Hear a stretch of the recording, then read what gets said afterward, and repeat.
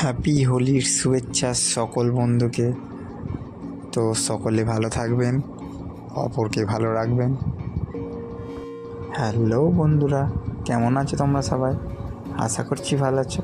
তো আমরাও ভালো আছি। তো আমি আজ একটু কাজে গেছিলাম, একটু দরকার ছিল। তো আমি ফিরে পড়েছি। আসতেই তোমার বৌদি রং মাখিয়ে আমাকে ভূত করে দিয়েছে আবিরে। তো সেই রকম ব্লগ আমরা ছাড়তে পারি না, সময় বের করতে পারি না কাজের মাঝে। তো আজকে একটু সময় পেয়েছি, যতটুকু পারছি ততটাই তোমাদের সঙ্গে তুলে ধরার চেষ্টা করছি।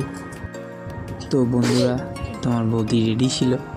আমি ঘরে কখন ঢুকবো, ঢুকলেই রং মাখাবে। তো ঘরে ঢোকা মাত্রই আমাকে আবির আর রং মাখিয়ে ভর্তি করে দিয়েছে।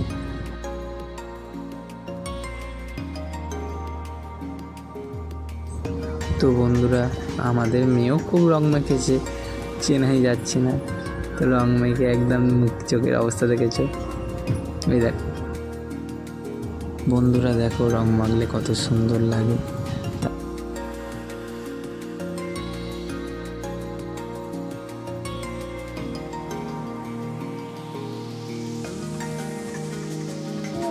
সকলের আদুরের একটুতে আদর খায়। গা পোষা খালি গায়ে এসে ধাক্কা দেবে, গায়ে গা ঘষবে। দেখো মুখটা কত মিষ্টি।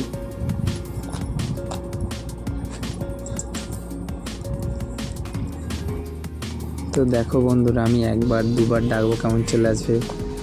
আয় মধু, মধু আয়।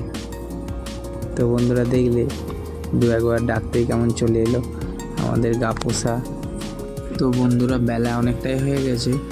তো তোমার বৌদি প্রথমে বলে মেয়েকে আগে স্নানটা করিয়ে নি, রং মেখে একদম হলুদ হয়ে গেছিলো, চেনা যায়নি।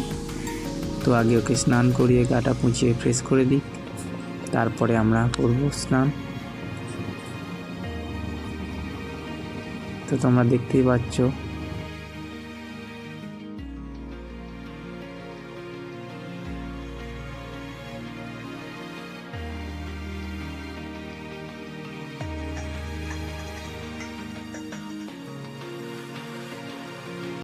তো বন্ধুরা, আজকে আরও দেরি হওয়ার কারণ এই, আজকে মেয়ের নাচের অনুষ্ঠান ছিল। তো সেই কারণেই আমাদের আরও দেরি হয়ে গেছে হোলি খেলতে।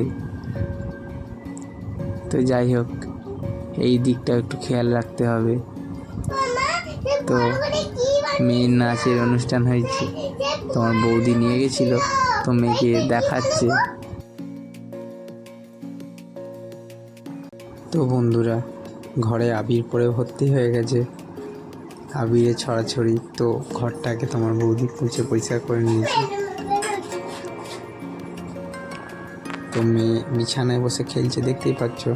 তো এবারে আমাকে স্নান করে ফ্রেশ হতে হবে, তারপরে তোমার বৌদি যাবে। তো আমি এবারে চলে যাব স্নান করতে। ততক্ষণ তোমার ভিডিওটা দেখতে থাকো।